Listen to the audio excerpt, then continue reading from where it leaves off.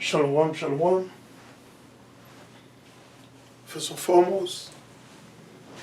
Disons gloire, honneur, pouvoir à l'éternel Yahweh, Barachem, Yarabshai, Barachem, Rakakadash. Nous bénissons l'éternel Yahweh, à travers son fils Amashiach, que le monde appelle l'ignorant Jésus-Christ. Shalom à tout le monde, shalom à tous les frères et sœurs. Shalom, shalom. Béni soit l'éternel, une fois encore. Shalom à tous les camps israélites. Ceux-là qui font l'œuvre de l'éternel jour et nuit, sans sexe. Bénédiction, shalom à vous, shalom à tout et chacun de vous. Moi, c'est le frère Franck. Bonne fête des Azimes ou bonne fête des pains sans levain à toute la nation d'Israël. Ceux-là qu'on appelle communément les Noirs ou les Nègres, les Latinos, les Indiens natifs. Shalom à tout et chacun de vous. Que Yah vous bénisse. Amen, alléluia, amen, alléluia.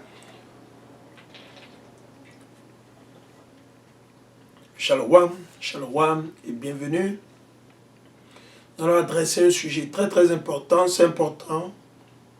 Nous allons adresser tout un chapitre, ok, pour permettre aux frères et sœurs, ceux-là qui sont encore dans les ténèbres, ceux-là qui dorment encore, se réveiller. On va leur lancer l'appel, ok. C'est la volonté de Dieu, c'est l'œuvre de l'Éternel, ok. Donc nous voulons rappeler tout le monde, ok, qu'on le sache, c'est important. Bénédiction à l'Éternel une fois encore, pour tout ce qu'il fait. Ok, amen, alléluia, amen, alléluia, amen, alléluia. Shalom à tout le monde, shalom, shalom. Shalom. Et soyez patient avec moi, je vais essayer de voir si je peux aller sur mon live. Ok.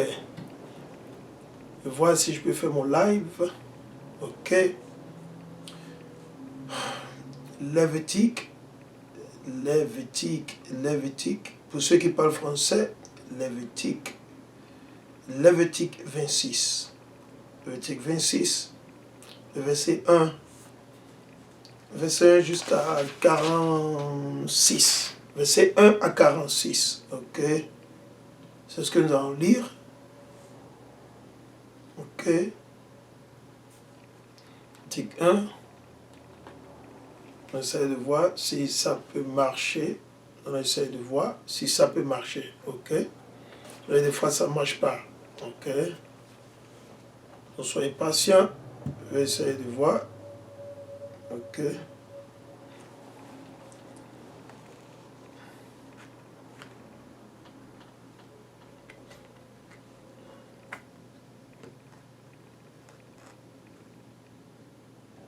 Ok, Lévitique. Ok.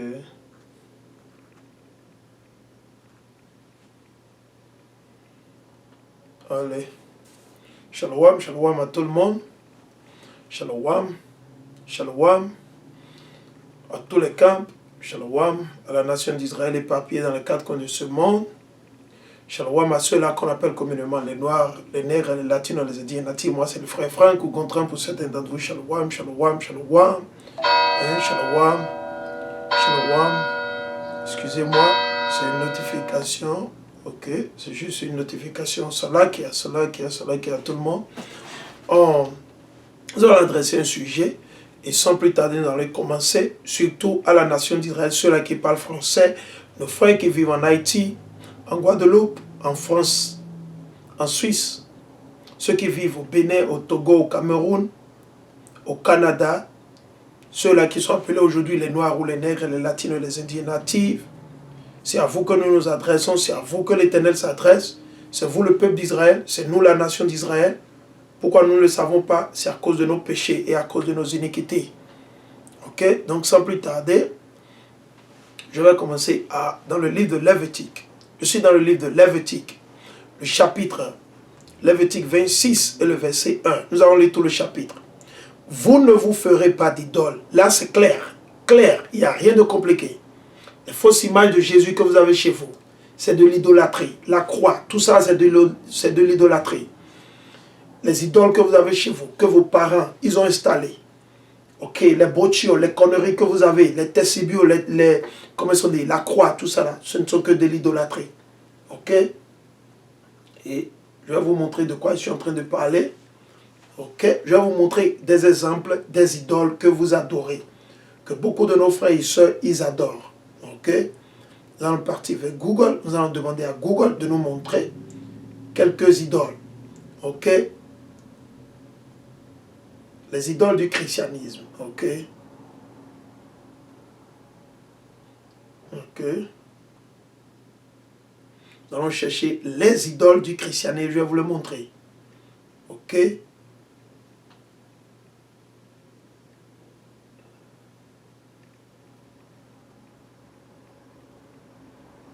Christian idols.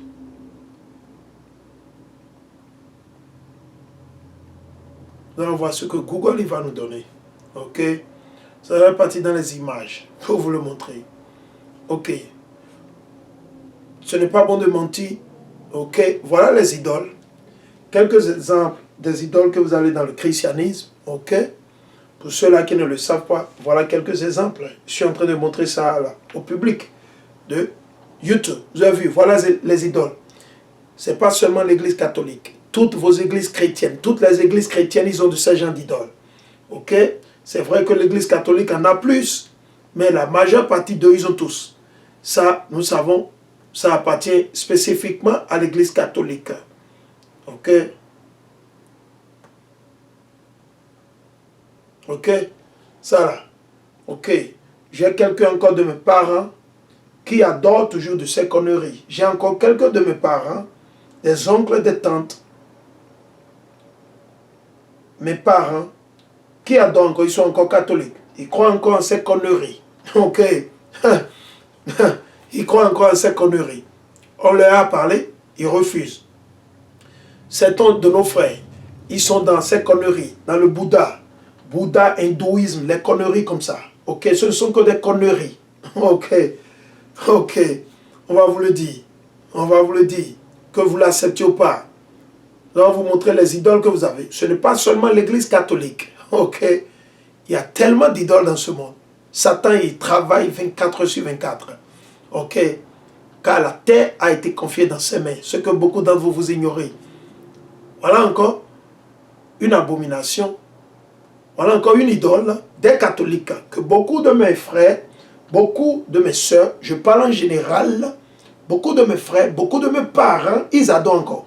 Ce démon-là, vous avez vu ce démon qui est là, ok? Avant qu'on avance, qu'on ne dise quoi que ce soit, sur YouTube, cette photo ne nous appartient pas, ok? C'est juste pour des objectifs d'enseignement. C'est pour des enseignements. Nous ne disons pas que c'est notre photo, c'est pour exposer le mécanisme qui a été instauré en détruisant la nation d'Israël. Ok? Donc vous avez de ces conneries. Ok? On va encore montrer d'autres. Voilà encore d'autres idolâtries. Vous avez des idolâtries. Ok? On va vous le montrer. Ça, voilà la majeure partie, toutes vos religions, les religions que vous adorez. Vous avez vu?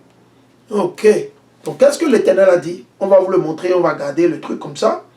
Vous ne vous ferez pas d'idole. Alors, pourquoi vous avez de ces idoles dans vos églises catholiques, chrétiennes, protestantes, méthodistes, dans vos mosquées, dans vos maisons, vous avez les boccios, vous avez les gris-gris sous vos lits, enterrés dans vos maisons, comme protection, soi-disant. Quelle protection? Le jour où l'Éternel va vous envoyer la mort, ces gris-gris ne seront pas en mesure de vous délivrer. Vous pouvez dire Inch'Allah comme vous voulez. Vous pouvez dire Alléluia comme vous voulez. Vous pouvez pleurer et crier. Le jour où l'Éternel va venir sur vous, vos gris-gris ne seront pas en mesure de vous délivrer. À bon attendeur, salut. À bon attendeur, démimo. Ces conneries que vous avez chez vous, et vous avez fait confiance. Ok? Ces idoles que vous avez chez vous, ce ne sont pas seulement vos gouvernements, même vos drapeaux. Les drapeaux que vous avez chez vous dans vos pays, c'est de l'idolâtrie. Quand vous allez chanter l'hymne national, quel que soit le pays, c'est de l'idolâtrie. C'est contre la Bible. Vous allez vous planquer devant ça. Qui vous a enseigné ça? Les colons, n'est-ce pas? Et vous avez adopté. On vous a dit que vous avez un drapeau bleu, blanc, rouge, vert, jaune, rouge. Et vous avez cru. Ok. Je vous dis, tout ce que vous avez comme drapeau. Ok. Vos idolâtries, vous les avez. Et voilà. Voilà les idolâtries que vous avez. Vos idoles. Les voilà, ils sont là, ils sont pleins. Rio de Janeiro, les faux Jésus que vous avez, les conneries, tout ce que... Ok. Mais l'Éternel nous a déjà averti où? Dans le livre des Odes. Quand nous allons dans Exode, qu'est-ce que l'Éternel a dit? Exode 20. Allons dans Exode 20 le plus vite possible. Exode 20. Ce sera une longue édification. Alors soyez patients. Nous allons faire le maxi pour pouvoir donner l'explication à tout le monde. Pour pouvoir ramener quelques de nos frères et sœurs, ceux-là qui vivent encore dans les ténèbres, ceux-là qui doutent sur la parole de l'Éternel. Ok. Je suis dans le livre d'Exode. Après que l'Éternel venait à peine de délivrer nos aïeux de l'esclavage, du pays qu'on appelle Égypte. C'est un mot grec, Égypte, ça veut dire la maison d'esclavage, de servitude. Ok? Comme les États-Unis, comme la France, comme l'Allemagne, etc. Et la liste continue. Yahweh, Exode 21, Yahweh prononça toutes ces paroles et dit, je suis Yahweh ton Dieu. Ok? Je suis Yahweh ton Dieu qui te fait sortir du pays d'Égypte. Donc ce ne sont pas des idoles. Ce n'est ni votre croix, ce n'est ni votre image de Vierge Marie, Saint-Antoine de Padoue, votre image des anges, vos conneries que vous avez, vos gris-gris que vos aïeux vous ont laissé là. Rien, ce ne sont pas ces choses qui vous ont délivré, qui ont délivré nos aïeux. Mais vous êtes malade jusqu'au point qu'on ne peut même pas vous dire la vérité. Quand vous dites la vérité, c'est comme si nous on est malade. Mais quand le démon vient, le blanc, le faux blanc, le démon, quand il vient vous mentir, vous décevoir, ah oui, vous consommez, il n'y a pas de problème. Oui, Dieu va les utiliser, ces mêmes blancs-là, Dieu va les utiliser pour vous tuer. Oui, c'est comme ça que ça va se passer, pour que certains d'entre vous appreniez.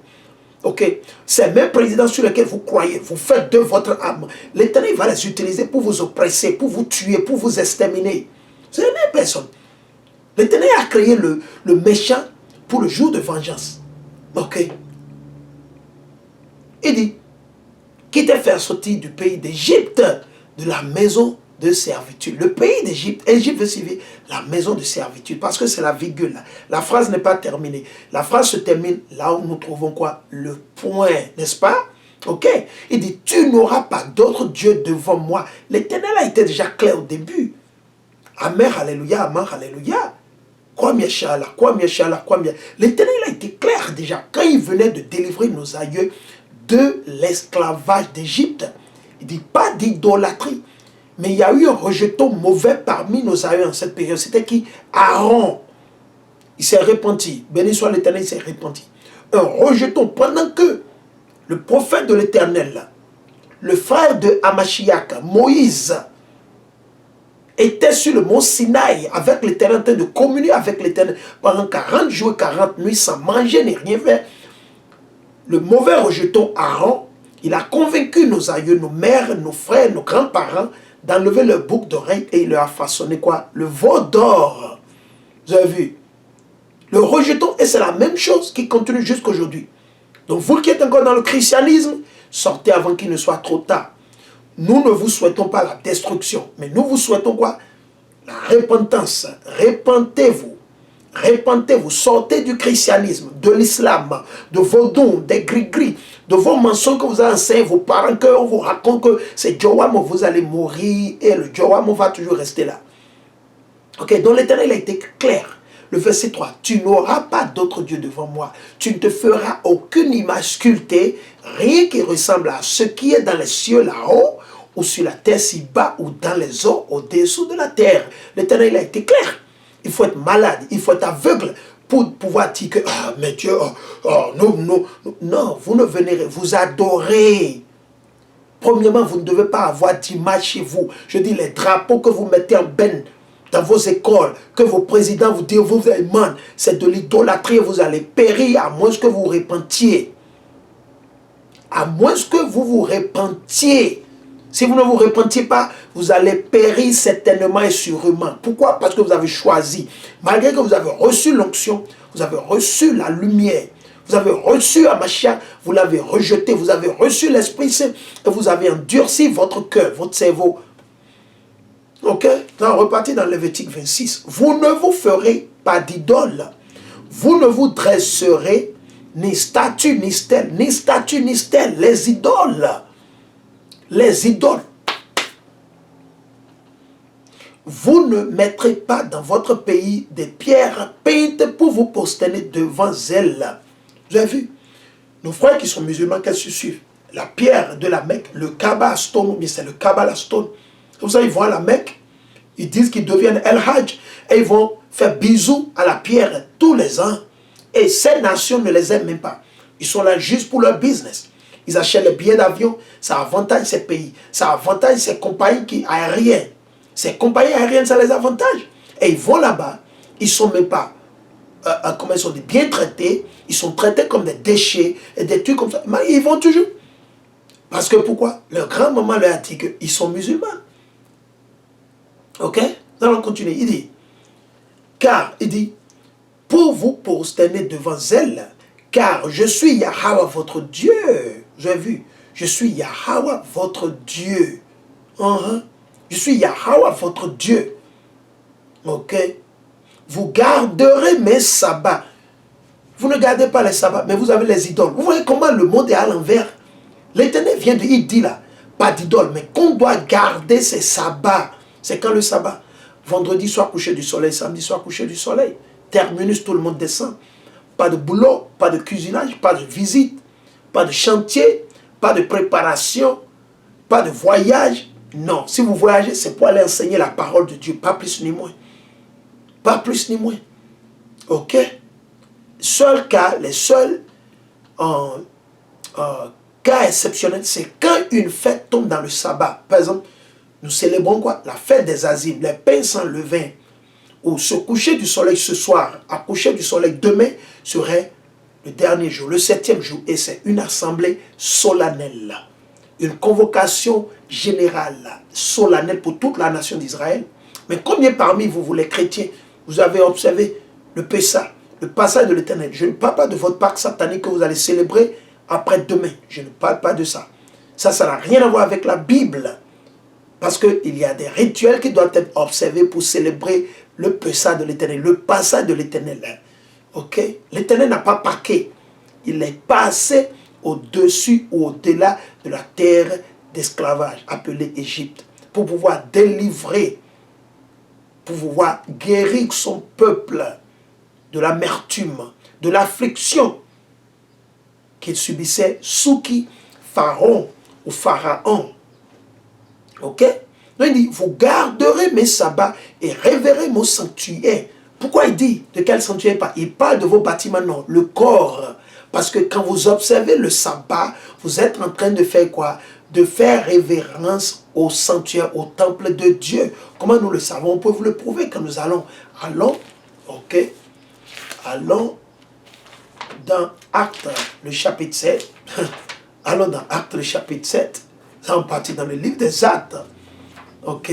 Nous allons laisser Pierre et les autres apôtres vous l'enseigner.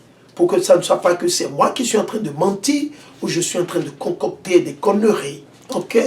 Allons-y. Nous allons laisser les apôtres, nos aïeux, vous le dire. Là, il n'y aura pas de débat, pas d'argument, pas de discussion. Ok? Nous allons commencer avec le verset 40. On va commencer avec le verset 47, si j'ai bonne mémoire. 47, ok? Parce que ici, qu'est-ce qu'il a dit? Vous garderez mes sabbats, parce que le sabbat, c'est un jour de repos général national pour la nation d'Israël. Pour ceux-là qu'on appelle communément les Noirs ou les Nègres, les Béninois, les Togolais, les Nigériens, les Ghanéens, les Sénégalais, les Ivoiriens, les Béninois, les Togolais qui vivent en France, en Europe, aux États-Unis, dans les Caraïbes, n'importe où vous êtes éparpillés, selon la lignée de votre père. Il a dit, vous garderez mes sabbats, ok, et révérez mon sanctuaire. Je suis Yahweh. De quel sanctuaire il parle? Il parle de vos églises catholiques, chrétiennes, apostoliques, évangéliques, méthodistes, protestantes, 7 jours adventistes, mormones, Ekankar, vos sectes sataniques que vous avez créées. Non, de quoi l'Éternel parle? De notre corps, parce que notre corps c'est le temple de Dieu où l'Esprit de l'Éternel vit en nous. Ok, allons dans le livre, dans le Nouveau Testament. Je suis dans le livre des Actes, le chapitre 7, et le verset 47. Ce fut Salomon toutefois qui lui bâtit une maison, qui a bâti une maison, ce n'est même pas à vous, ce ne sont pas vos églises. Vos églises n'ont rien à voir avec le temple que Salomon a érigé pour son Dieu, pour notre Dieu, Yahweh. Rien. Vos églises ne sont que des lieux de prostitution, des lieux de vanité, des lieux d'idolâtrie, des lieux de division de foyers, de familles. C'est tout ce que vous faites dans vos églises. Vos églises, ce sont des lieux de vente de charité, de business. Vous avez transformé. Vos églises ne sont que des marchés. Mais seulement nos frères et sœurs, ils ne comprennent pas. Parce qu'ils sont aveugles. Et leurs leaders sont aveugles. Ok? Nous allons continuer. Il dit, ce fut Salomon. Donc ce n'est pas votre église catholique, ce n'est pas Rome, ce n'est pas Vatican, ce ne sont pas les églises évangéliques américaines ou les églises évangéliques anglaises, ou bien ce sont les églises évangéliques françaises. Non, rien de tout ça. Abomination des abominations. Ok? Vos églises ne sont que des demeures de Satan, du diable, mensonge, vol, adultère, fornication. Rien que ça. Hein? On va vous le dire. Que vous ne le croyez pas, que vous ne l'acceptiez pas. La vérité, elle est amère, elle blesse. Ok? Il dit, l'Éternel dit, il dit, qu'il lui bâtit une maison, mais le Très-Haut n'habite pas dans les demeures faites de main d'homme. Ainsi dit le prophète. Quel prophète? Ésaïe. L'Éternel ne vit pas dans vos églises, mais il vit dans nos corps, parce qu'il nous avait été fait à son image. Et l'Éternel, après avoir tout créé, avant qu'il ne crée l'homme sur la terre, il s'est reposé le sabbat, le 7e jour. Vendredi soir, coucher du soleil, à samedi soir, coucher du soleil. Alors, quiconque, un politicien, un président, un ministre, un frère, un parent, qui ne vous enseigne pas, qui ne vous dit pas d'observer le sabbat, que c'est le jour de repos de votre temple, du temple de Dieu, parce que vous appartenez à Dieu et non à vous-même. Parce que si vous appartenez à vous-même, vous n'allez jamais mourir. Pourquoi nous mourons? Parce que nous appartenons à l'Éternel. On lui appartient, c'est à lui que nous appartenons. Mais nous ne sommes pas spirituels. On est tout le temps dans les émotions, le physique, les émotions, le physique, les émotions. Non. Nous appartenons à l'Éternel. Notre corps ne nous appartient pas où on peut faire ce qu'on veut. Non. Ça, c'est le diable qui enseigne de faire ce qu'on veut. Ok? Avec l'Éternel, faites, ne faites pas. La vie, la mort, le feu, l'eau. Les ténèbres, la lumière. Ok? Voilà. Donc il dit, même la maison que Salomon a construite, l'Éternel ne vit même pas là. Ok? C'est là vous comprenez que vos églises ne sont que des lieux de mensonges, de déception, d'adultère, de division de foyer, de famille. C'est tout ce qu'ils font. Ils sèment la discorde. Et l'Éternel, il a horreur de ça. Il a en abomination ces gens de choses. Ok? Il dit, ainsi dit le prophète. Quel prophète? Ésaïe, quand vous allez dans Ésaïe 66, c'est le dernier livre, c'est le dernier chapitre du ministère du prophète Ésaïe. Le chapitre 66, vous lisez le verset 1 jusqu'à 3 ou 4. Le ciel est mon trône. Le ciel, c'est le trône de l'Éternel. Et non vos églises chrétiennes, catholiques, évangéliques, protestantes. Non, abat vos églises. Ok? Il dit, et la terre, l'escabeau de mes pieds. Donc la terre, c'est l'escabeau de l'Éternel pour ses pieds. Alors qu'est-ce qui vous arrive? Qu'est-ce qui vous fait croire que Dieu il est dans vos bâtiments? Parce que vous allez, pire encore, vous avez ce qui est mal. Vous allez adorer le soleil le dimanche. Vous ne savez pas? On ne vous a pas encore dit ça? Mais je vous l'ai répété. Allez écouter dans toutes mes vidéos. Sur YouTube. Sur YouTube, allez chercher sur YouTube.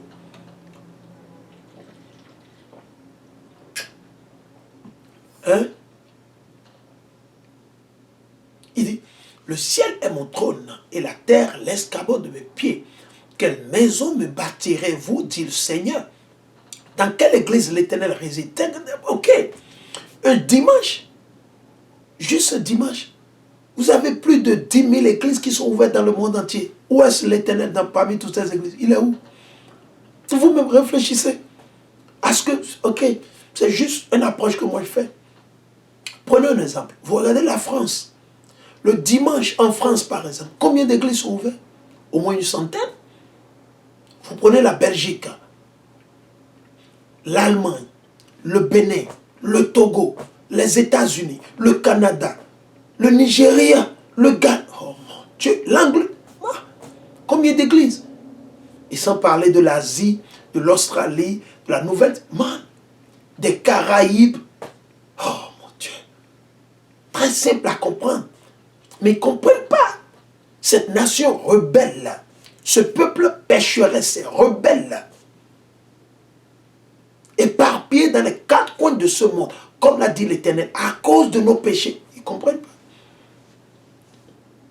Dans quelle église l'Éternel il est? Il est au Vatican? Il est à Porto-Novo, à Topota? Il est à Calavi? Ou bien il est à l'église qui est à Saint-Michel, à Cotonou? Ou bien il est à l'église qui est à Flao, à Sigame? Ou bien il est à Accra? Il est à Yamsokro, dans vos églises? Dans la cathédrale, je ne sais pas, c'est au Fouet-Boigny ou bien c'est, je ne sais même pas. Hein? Des conneries. Réveillez-vous. Ok? Il dit, quelle maison me bâtirez-vous, dit le Seigneur, et quel sera le lieu de mon repos? C'est la question. Donc, où est-ce que l'Éternel est? Ce dimanche, il est où? Il est dans quelle église? Dans quel bâtiment il est? Parce que toutes les églises disent qu'ils ont Dieu avec eux. Mais dans quelle église il est exactement? La folie dans le christianisme. La folie. Ils sont fous dans le christianisme. Ils ne comprennent pas. Ils sont aveugles. Plus qu'aveugles. Il dit, et quel sera le lieu de mon repos? N'est-ce pas ma main qui a fait tout cela? Qui a créé toutes ces choses que vous voyez? Ce n'est pas l'Éternel. Donc il a besoin de votre bâtiment. Ah bon? Ah bon? Donc vous avez construit ça pour que Dieu vienne habiter?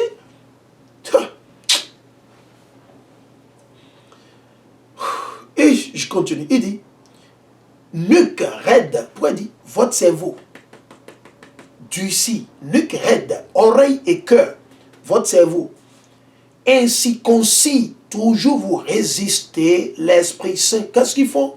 Le nègre, les latinos, les indiens, qu'est-ce que nous faisons? Qu'est-ce qu'ils font? 24 heures. Ils résistent l'Esprit Saint. Tels furent vos pères, tels vous êtes. Vous avez vu? Lequel des prophètes vos pères n'ont-ils point persécuté? Ils ont tué ceux qui prédisaient la venue du juste. C'est ce qu'ils ont fait. C'est ce qu'ils ont fait. Ok? C'est ce qu'ils ont fait. Ok? C'est ce qu'ils ont fait. Ok? Ils ont tué ceux qui prédisaient la venue du juste, celui-là même que maintenant vous venez de trahir et d'assassiner. Vous avez vu? Donc l'Éternel vous a déjà dit, mais à cause de vos idoles que vous avez, de vos déceptions, des mensonges que vous avez enseignés dans vos églises, dans vos écoles primaires, j'ai été aussi enseigné. Mais quand l'Éternel m'a touché, il m'a donné la lumière. Je n'ai pas durci mon nuque. Je n'ai pas durci mon cerveau ou mon cœur contre l'Esprit Saint. Je ne l'ai pas fait. Ok, allons vers le verset 3. Ok, on a fini ça. Donc, Lévitique 26, 3. Si vous vous conduisez selon mes lois, selon les lois de l'Éternel, il n'a pas dit selon les pasteurs, selon, comment on dit, les prêtres, selon le président de la République, le président a dit ceci, le premier ministre, on s'en fout de tout ça là. Tout ça là, c'est vanité. Si vous faites des hommes votre main, vous allez périr et aller directement dans le feu. C'est ce que la parole a dit. Ok? Jérémie 17. Vous allez lire tout le chapitre. Ok? Vous allez continuer. Il dit, si vous vous conduisez selon mes lois, c'est ce que l'Éternel a dit dans Deutéronome 28. Ceci, c'est parallèle avec Deutéronome 28. Vous pouvez précepter ceci avec Deutéronome 28.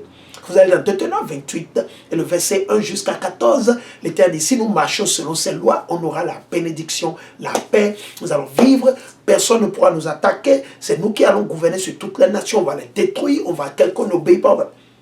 Et mais, de l'autre côté, en revanche, au contraire, si nous n'obéissons pas, voici les conséquences et les malédictions. On continue. Il dit, si vous vous conduisez selon mes lois, si vous gardez mes commandements et les mettez en pratique, pas juste d'aller adorer le soleil les dimanches, adorer le soleil, et aller adorer vos pasteurs, vos prêtres, vos parents, les présidents, blablabla. Il a construit des routes, il construit des maisons, il construit des villas. C'est ça qui va vous sauver. Vous êtes malade. C'est les routes là qui vont vous sauver. Vous êtes malade dans votre cerveau. Votre cerveau là, ça ne marche pas. Voyagez, prenez l'avion et allez en Europe. Venez voir les voies en Europe. Ok? C'est ça les gens mangent. Ils ont ça pourtant. Les gens souffrent toujours là-bas. On vous construit des voies bidons et déjà vous réjouissez. Au lieu de chercher à délivrer vos âmes, Comment faire pour être sauvé? Le jour où l'Éternel va amener tremblement de terre au Bénin, le jour où l'Éternel va amener feu, tremblement de terre au Togo, au Nigeria, l'Éternel va commencer par saccager, tuer les gens. Vous serez délivrés. Ça ne vous dit rien. Mais vous vous souciez parce que le président est en train de vous décevoir avec ces sectes sataniques de franc-maçonnerie qu'ils ont fait, ils vont faire ceci et vous êtes content. Ah oui, on va voter, ah blablabla. Hey, vous allez mourir eux aussi, vous allez tous mourir. À nous aller. C'est ce que à moins que vous repentiez, vous allez mourir et périr comme eux. Il n'y a rien. Nous, on est là, on va vous le donner cru. On vous le donne cru. C'est ce que la parole dit. Ok? On vous le donne cru. Ok? On vous le donne cru. Ok? Il n'y a pas... Non, non, non, non, non. Nous, on ne joue pas avec... Ici, ce que nous enseignons, il n'y a pas d'émotion. Soit vous le faites, soit vous ne le faites pas. Pas plus ni moins. Ok? Pas plus ni moins. Ok? Si vous vous conduisez selon mes lois, si vous gardez mes commandements et les mettez en pratique, je vous donnerai en leur saison les pluies qu'il vous faut. Vous avez vu? Si et seulement si c'est la condition. Il faut mettre en pratique. Quiconque dit qu'il le connaît ne met pas en pratique ses lois et ses commandements est un menteur et la vérité n'est pas en lui. Vous ne pensez pas? Je vais vous le montrer, 1er Jean, le chapitre 2. Allons là-bas. Pour que ça ne soit pas que c'est moi qui suis en train de mentir. Je suis en train de concocter des choses. Ah, c'est un menteur, il bavarde. Ah, lui, il est né quand. Oh, lui, il parle contre le président, il parle comme. Oh, blablabla. Hey, on s'en fout. C'est ce que vos aïeux, ils ont fait contre les prophètes. Il n'y a rien de nouveau sous le soleil. On le sait. Ok? Shalom, shalom, shalom king, all praise to the Most High, man. All praise, shalom, shalom, barakata Yahweh, barakata Yahushua, barakata Yahweh, barakata Yahushua, man. All praise to the Most High, man. King, all praises, man. Try to edify the brother in French right here, man.